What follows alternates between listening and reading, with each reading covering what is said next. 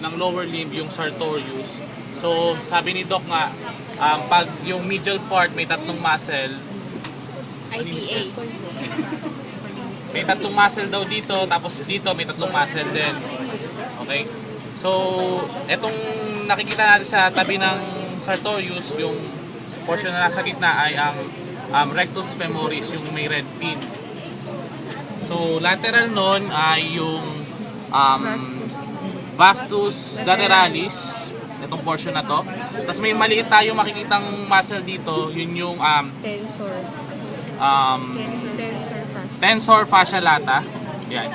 Tapos yung sabi nga ni Doc, pag pinagsama yung tensor fascia lata, sartorius, tsaka itong gracilis, itong kulay red na pin na to, magiging letter N. So, di ba? Letter N siya, nakita nyo? Tapos sabi rin ni Doc sa sartorius, tandaan nyo daw yung word na assist. Kasi ang origin niya ay ang anterior superior iliac spine, ASS.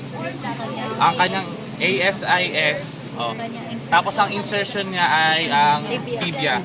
Okay. Shit, what the F? And so low. Okay. Ano ba ba ano? Tapos itong orange na to yung adductor longus muscle. Itong portion na to.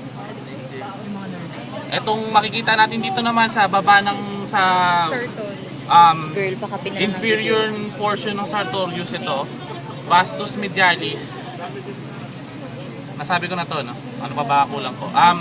Tapos dito sa portion na to makikita yung femoral nerve, lateral to medial. Di ba ganun si Doc? Femoral nerve, artery, tapos vein. Dito sa portion na to. So itong prominent na to na nakikita, yan yung artery. Itong puti na to. Vein. Artery to. Yung vein somewhere there. Yan. Ito. Yan. Ano tawag sa vein? Yung artery. Femoral. So yung nerve, nasa loob ng ano. Somewhere Pagpa. doon. Dito pa portion. Okay. Sa ilalim ba yung pectin? Pectin. Sa ilalim yun. Pectin. Gusto nyo na bang ikat yung ano para sa basa? Picture. Pa-picture naman, pila-pila tayo.